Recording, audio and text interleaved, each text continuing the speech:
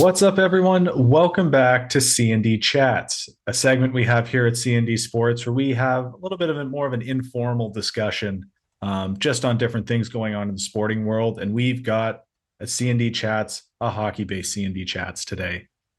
So we're going to talk the awards race right now that we move into the 2023 section of the 2022-2023 season, who we have as finalists, who we have winning the awards, just giving you our thoughts on all things awards. Vancouver and Nashville as well. The Vancouver Canucks coming out and saying that everyone's available other than Elias Peterson. So we're going to talk what a rebuild for them would look like. And the same thing with Nashville. They've underachieved this year, higher expectations not being fulfilled. We're going to talk what a potential Nashville rebuild could look like.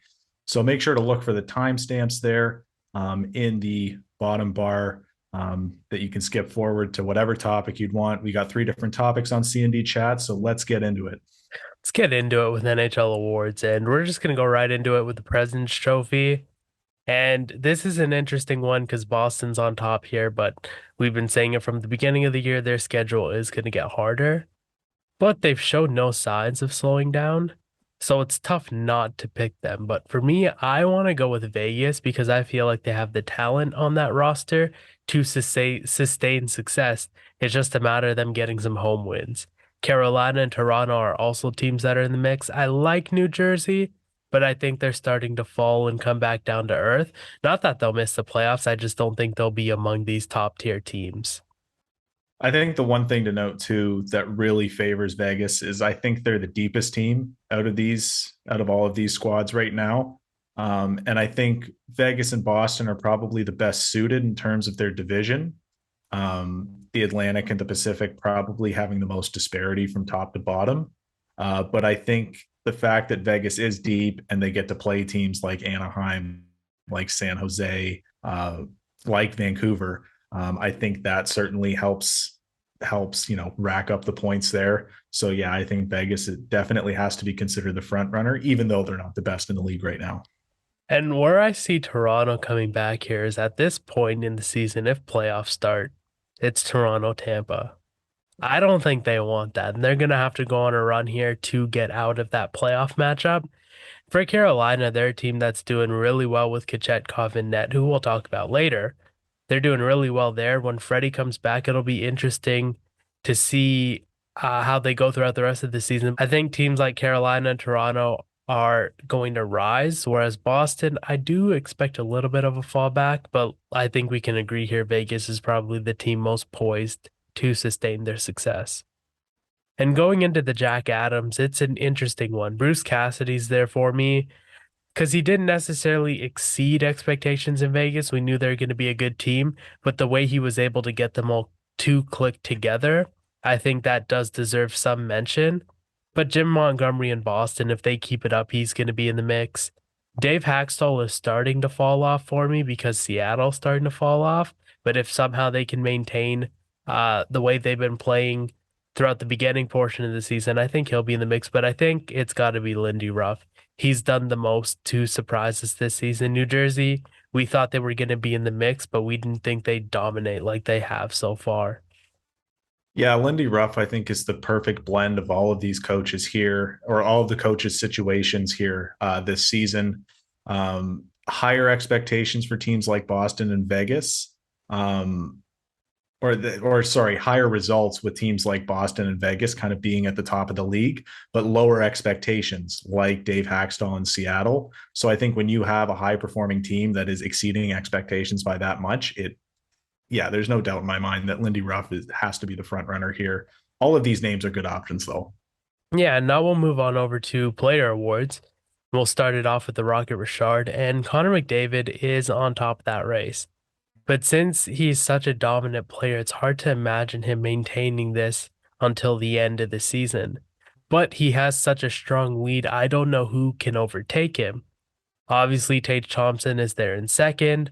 Austin Matthews, you can never count out because it is Austin Matthews. He is the best goal scorer in the NHL, and going into a season, it's his trophy to lose.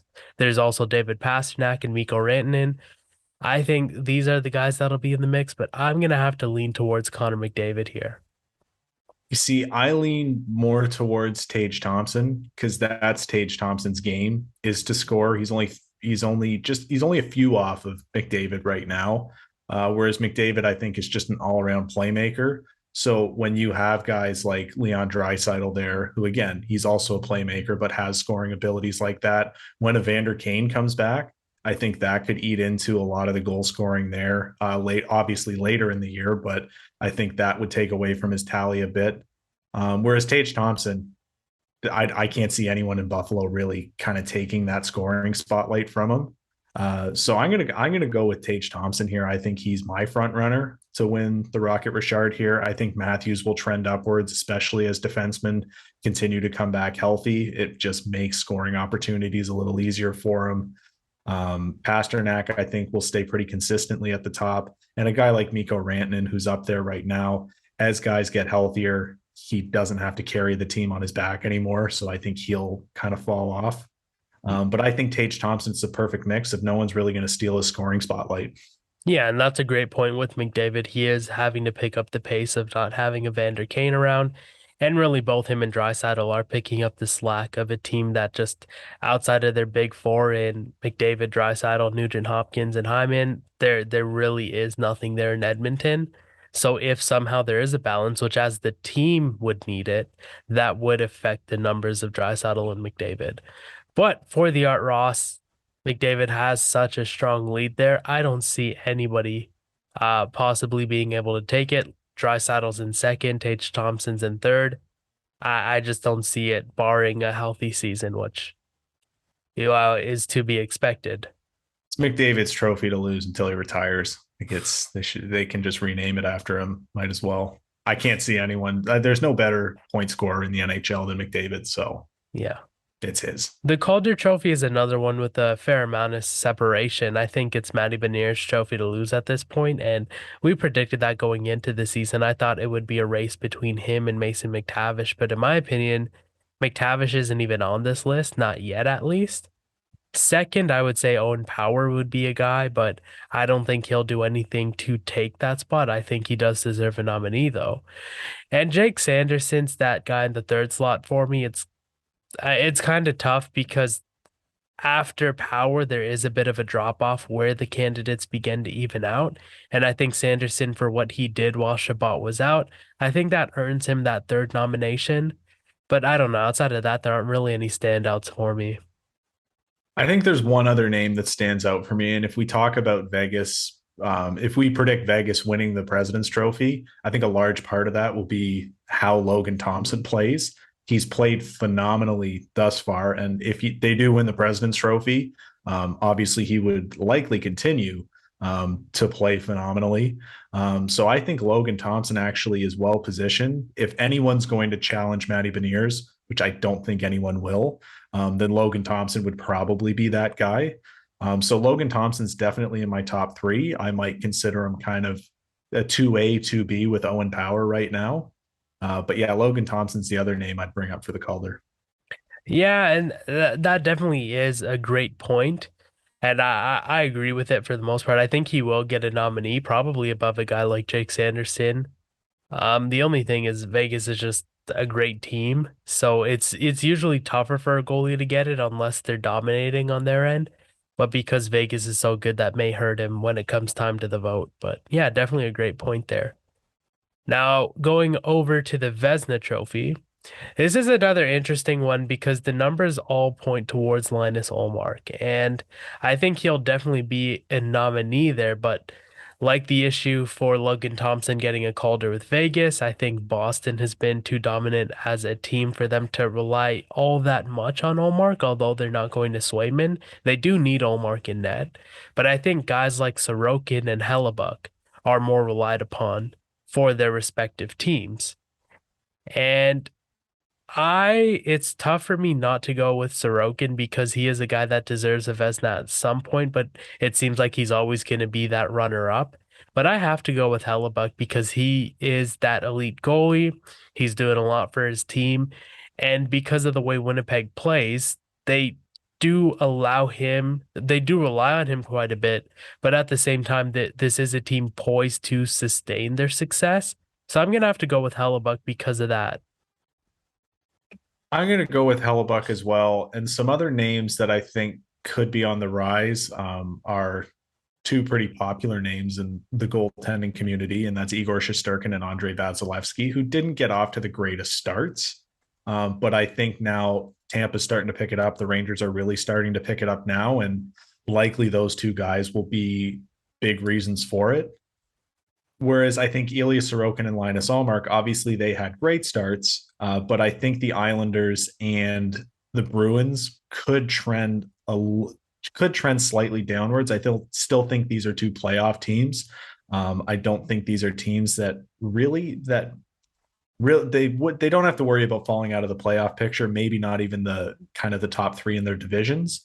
But I think obviously I don't think the strong start will be as consistent for these goalies like it will be for Connor Hellebuck. I think the way that Winnipeg is set up right now, it's going to be a sustained success, a full season of success for Connor Hellebuck. So that's largely why I think he'll be a finalist. I could see a name like Igor Shesterkin jumping in and taking out a Linus Allmark or an Ilya Sorokin in that top three. But I think Connor Hellebuck probably has what it takes to put an entire dominant season together. Definitely. And another name that won't be in the mix, but I want to make mention of is Carter Hart. He's been great for Yeah. Philadelphia, but Philadelphia's just awful, and that's fine. They are a rebuilder. Another name's Peter Kochetkov. I think he's been great filling in Carolina. He's good enough to take a name like Frederick Anderson and Antti Ranta and make you wonder, well, which of these guys do we have to move on from? Because Kochetkov has been very strong for them in a season of injuries for them so far. So I think he'll be in the mix, but probably not a finalist, just an honorable mention for us. As for the Norris, this is an interesting one. Charlie McAvoy was out to begin the season, but I think this is one of those years where McAvoy at some point in his career deserves a Norris, and now he has the numbers to kind of back that up. And I think this is going to be one of those years where he gets it above a name like Cale Makar, Adam Fox. And honorable mention to Rasmus Dahlin. I don't think it's going to be a year for him, but I think he does deserve a shout out for the progression he's made, and we're hoping he continues to make. But I think this year it's between McAvoy, Makar, and Fox, and I have McAvoy coming out on top. I would argue Adam Fox would probably come out on top there. I think you're picking at hairs between these two here or between these three here. I think all three are very capable of finishing on top. But Adam Fox, I like the production he's already shown with a struggling Rangers team, and now that the Rangers are getting better, I think Adam Fox is going to be a big reason why they could make a jump back up into the top three of the Metro. I think Adam Fox, obviously, it'll be a little tougher for him to do it considering he is just 2 years removed from one. He's been a finalist for three straight. So, um, obviously, in terms of variety, the variety that this award can see, probably Charlie McAvoy would probably be better suited for it, considering how great Boston's been. But I would say as the Rangers get better, I think Adam Fox's chances of winning it again go up. That's a great point. Just two things is I believe the Rangers improvement is more reliant on the hands of Panarin. Not that Fox isn't there to make them better. I think he's going to sustain his play, but I think the improvement comes more from Panarin than it does Fox. But obviously, the reliant of like their best player is Adam Fox outside of Igor Shesterkin. But I'm just saying those wins are coming because Panarin has stepped it up Right. while But Fox has maintained his play.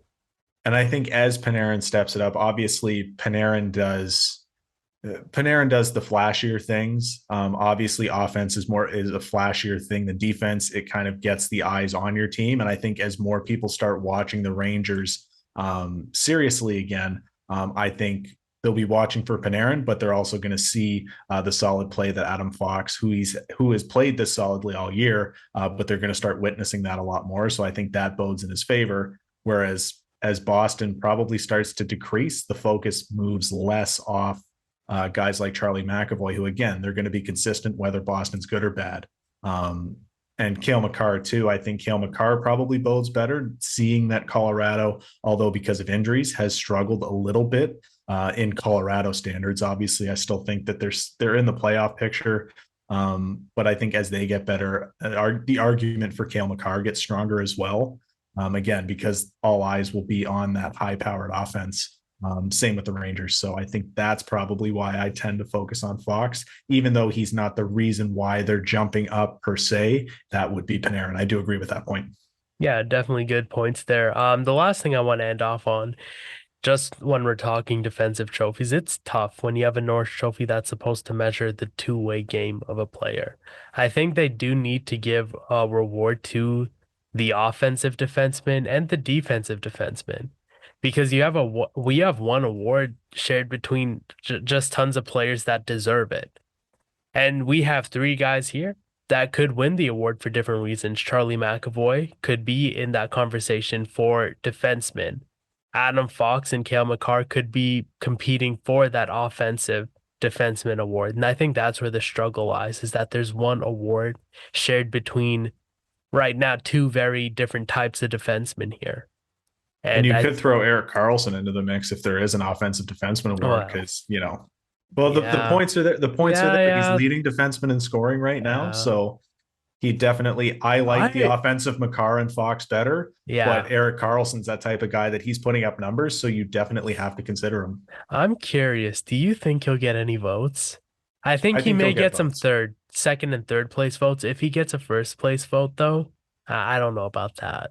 Crazier things have happened in the Norris Trophy voting. Remember, Shea Weber's got none, so Yeah, that's true. Now we'll move over to the Ted Lindsay Award, and I think we can just say the Hart Memorial as well. It should be the same trophy as long as this player makes the playoffs, and yeah, that is Connor McDavid. Is no player more important to his team than Connor McDavid. There's no player more skilled than Connor McDavid. Leon Draisaitl's in that mix, and I hope he is a nominee because he's been right there with McDavid. Though they're on the same team, I mean, without either one of them, this team will fall. And they're the clear cut two best players in the league right now. yeah, and for me, I also want to give a shout out to Tage Thompson because if I'm looking at a guy like that, I think he may be he in my opinion would be harder to play against than Leon Draisaitl. I think he's closer to McDavid than he is Draisaitl. He has that 6'6" frame and he has Yep. all the skill in the world, Yeah. right? So it's a matter of okay, well, if you can match him in skill, then you have to match him in strength.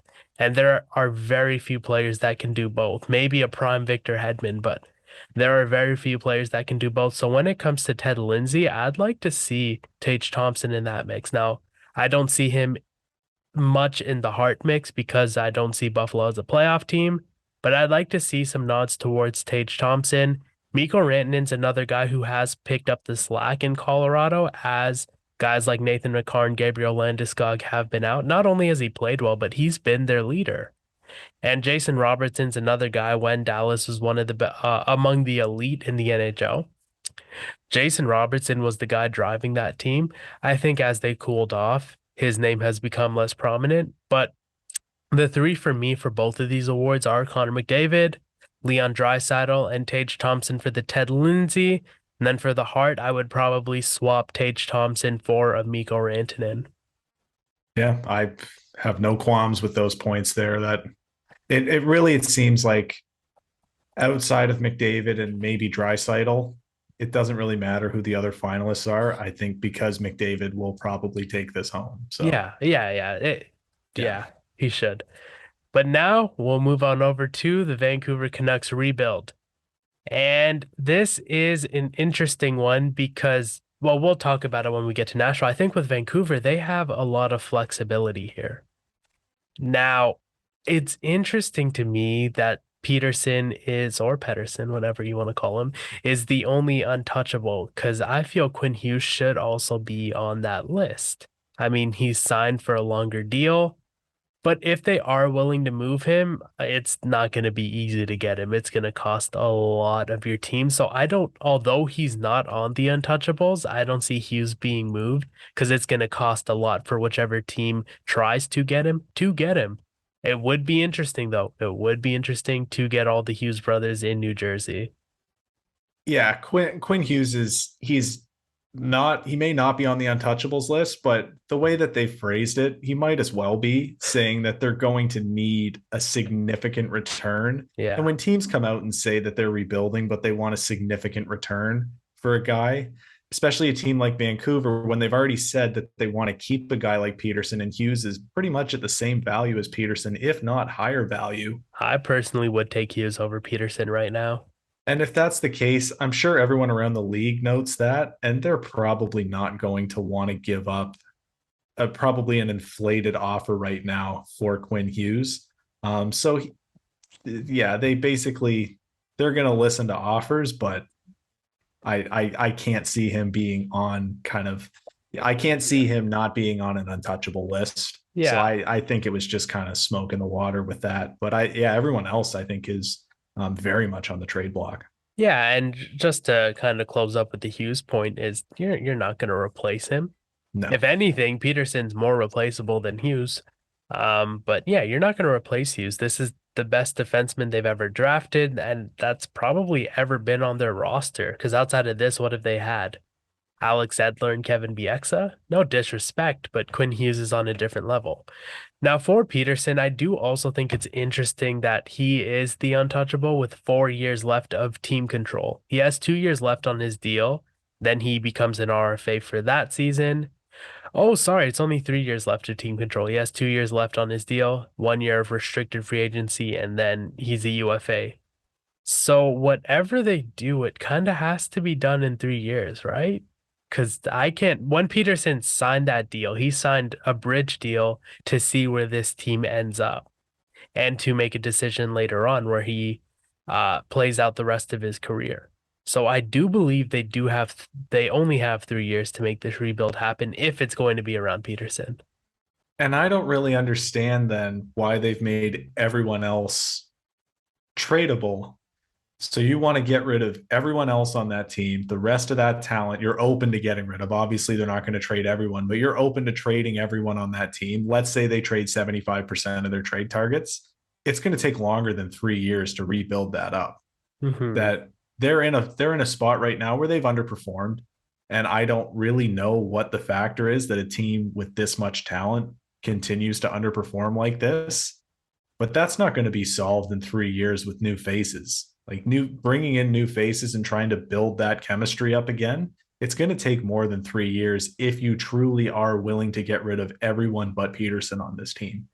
Yeah, and the interesting is when they're talking rebuild, I don't know if it's a tanking rebuild. I think it's more of a retool where they're probably looking to get value back because I don't see a situation where this team would want to get younger.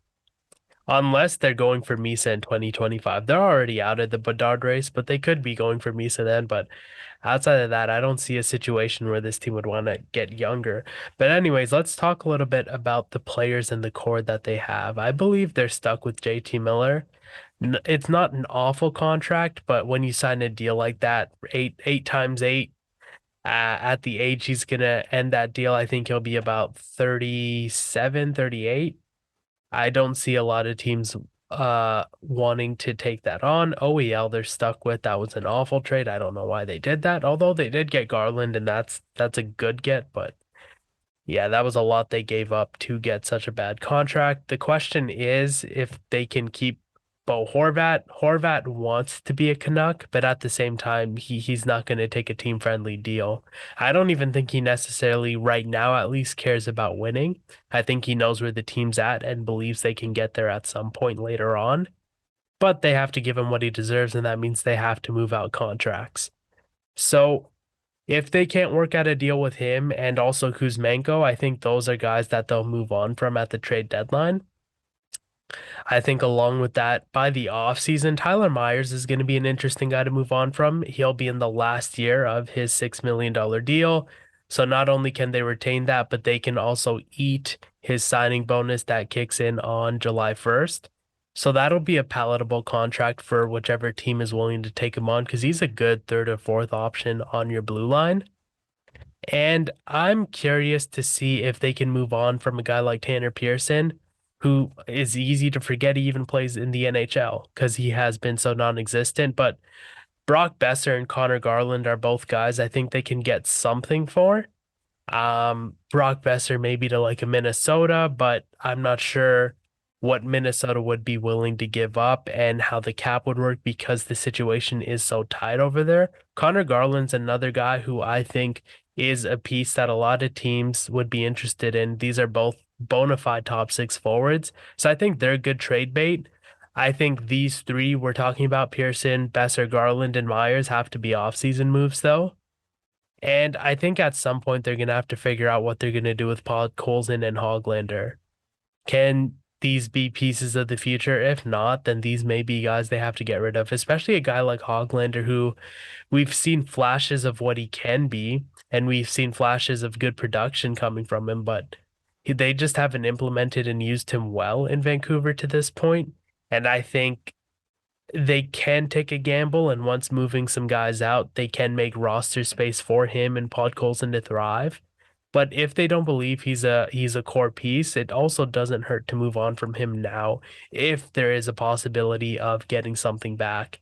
Then the other thing is in net, is Demko the starter? Can he get over his slump? Can he come back when he's healthy and play at the elite level we've seen in the past, or is that a thing of the past? So when we look at this team, their blue line, their forward core, there are a lot of empty spaces when it comes to their depth, a lot of question marks because they just don't have the pieces, or at least the bona fide pieces, to fill them out in those positions. So I think that's been the biggest weakness in Vancouver is when you get down the roster, they don't have players that can eat minutes, play solid hockey, and help support their star players. So we have seen strong performances from Dakota Joshua and Sheldon Dries, but I'm curious to see if those are keepers for them to help kind of fill out their depth. But that's really it for Vancouver. A lot of question marks. It'll be interesting to see where they go going forward. But I think they do have pieces that they should keep. Guys like JT Miller and Ekman Larson, who they have to keep. And really, is a matter of what are they going to do this season? Will they be able to sign a guy like Bo Horvat and Kuzmenko? I really hope they retain Bo Horvat. Kuzmenko's a guy I think they can move on from, but it doesn't hurt to keep him around by any means if it's possible. But yeah, it'll be an interesting offseason for them because they have so much flexibility in this rebuild. They don't have to throw it all away, but they can as long as they're getting good pieces coming back their way. So with that, we talked about Vancouver's rebuild.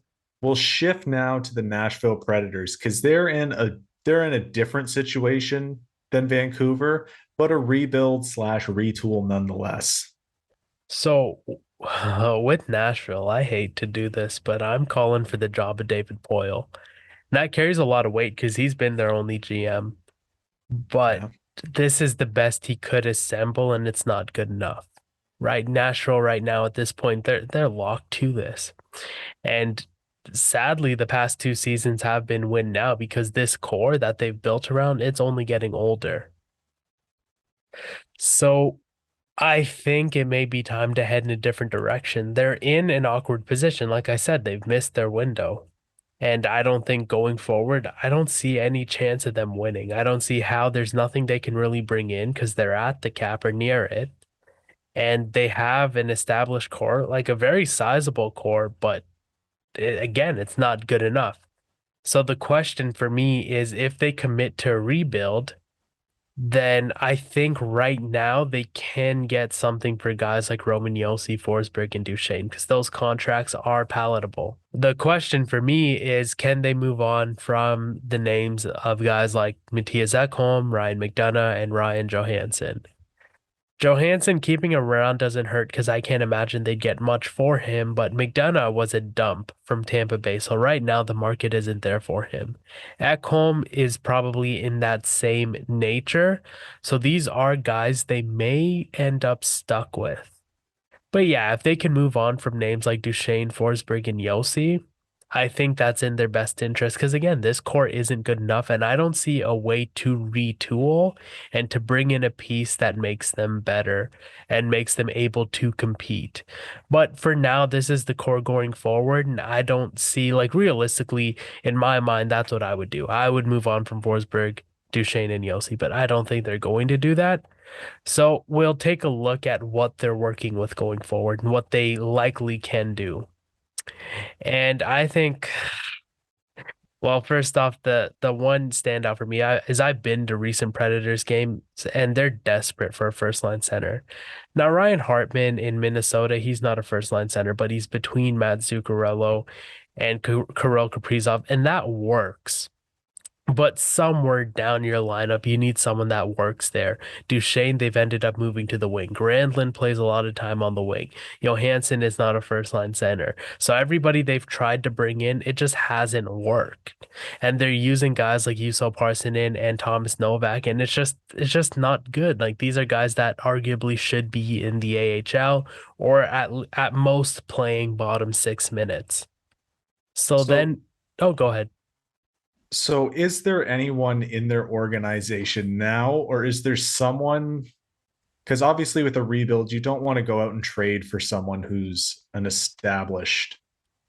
of an established player. So who would you look at as being someone that could kind of eventually take the reins as a first line center, or someone that right now could fill that type of Ryan Hartman type role with Yeah. Nashville?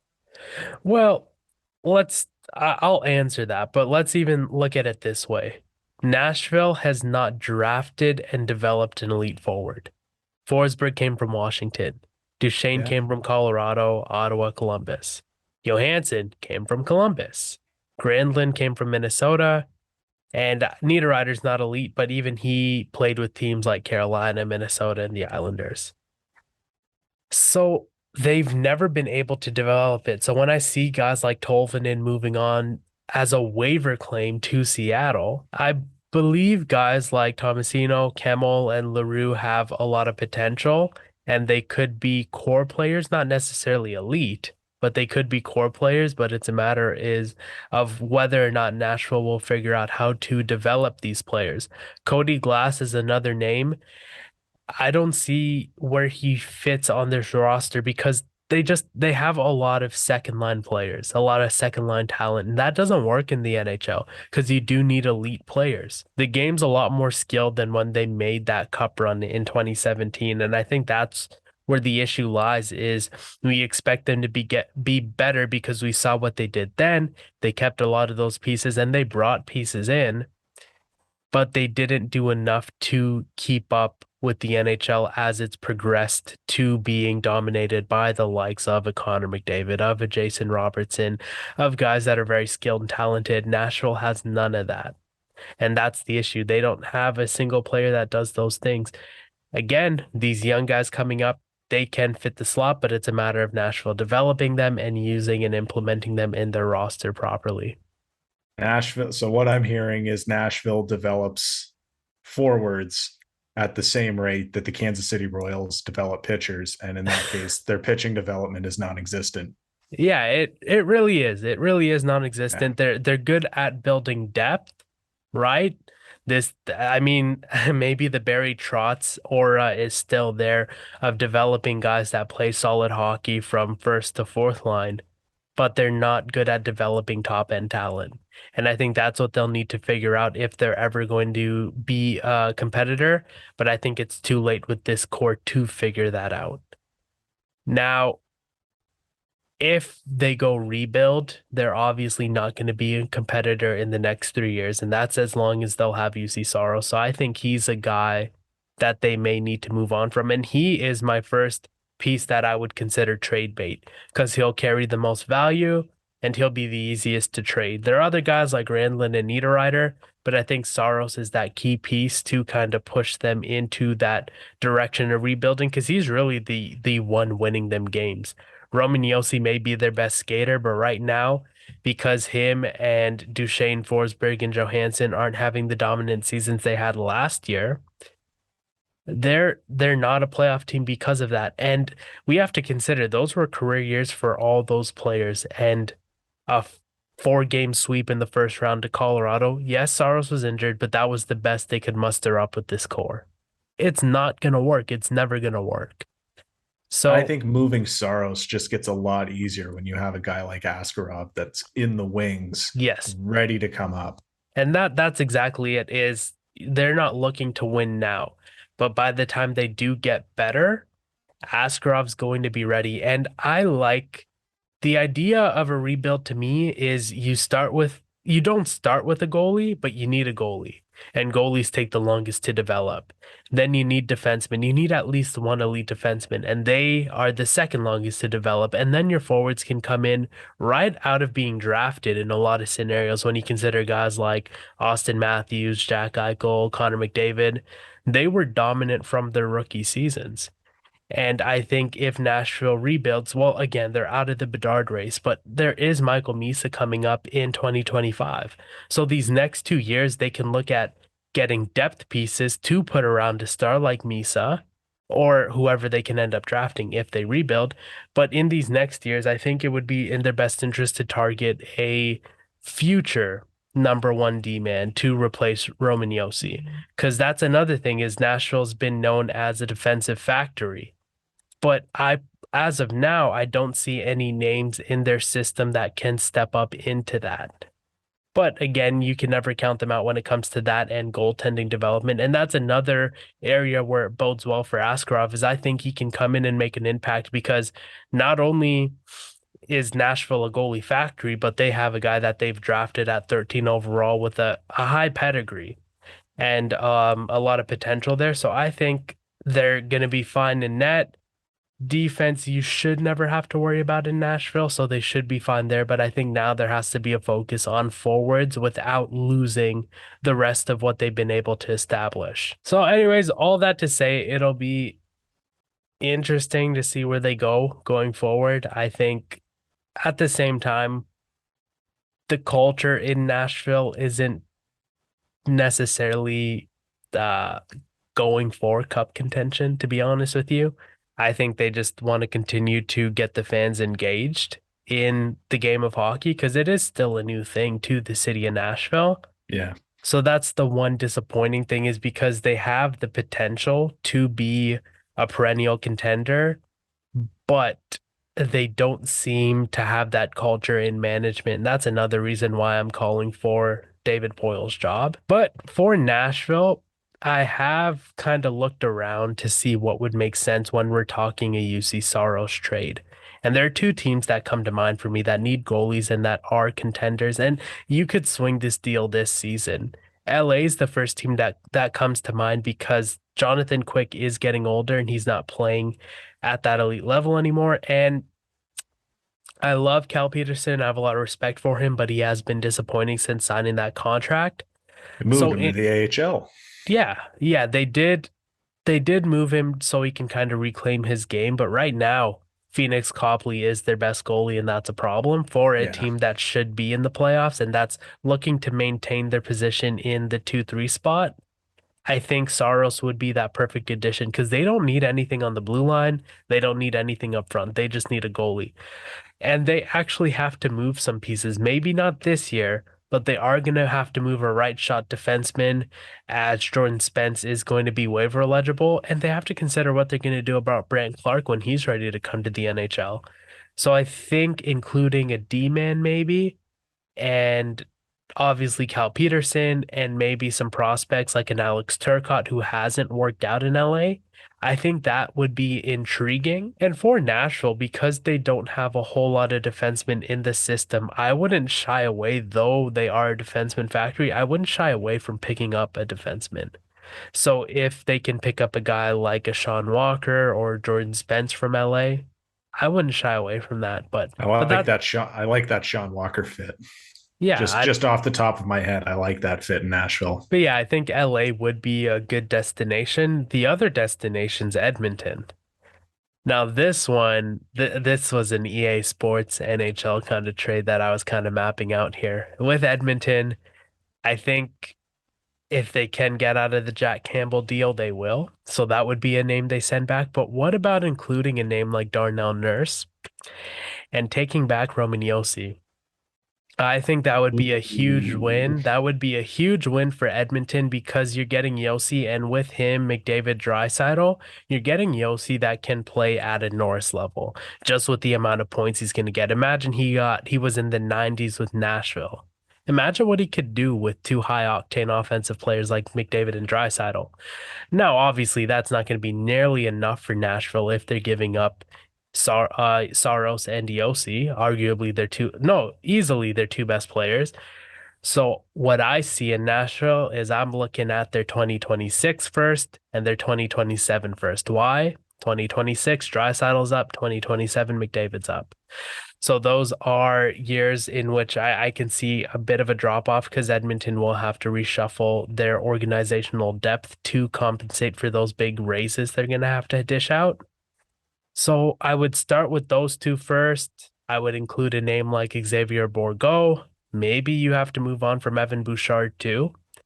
But I think for Edmonton, where they're at now, they're win now. They have a small window. They have 4 years until the McDavid deal's up, and they have 3 years until the Draisaitl deal's up. So I think it is going to be a lot for Edmonton to give up considering their future, but I think it's something they'll need to do if they're ever going to win with these guys as they have them.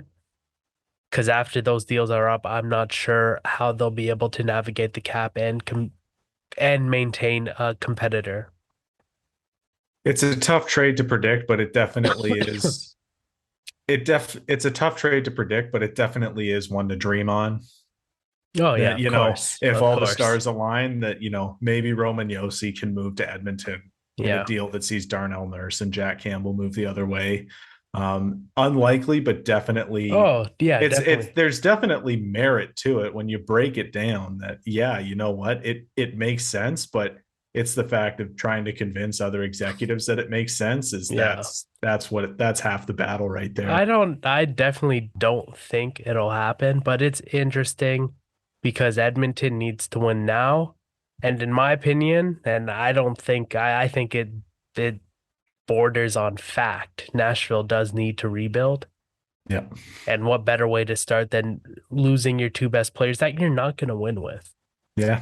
simply put.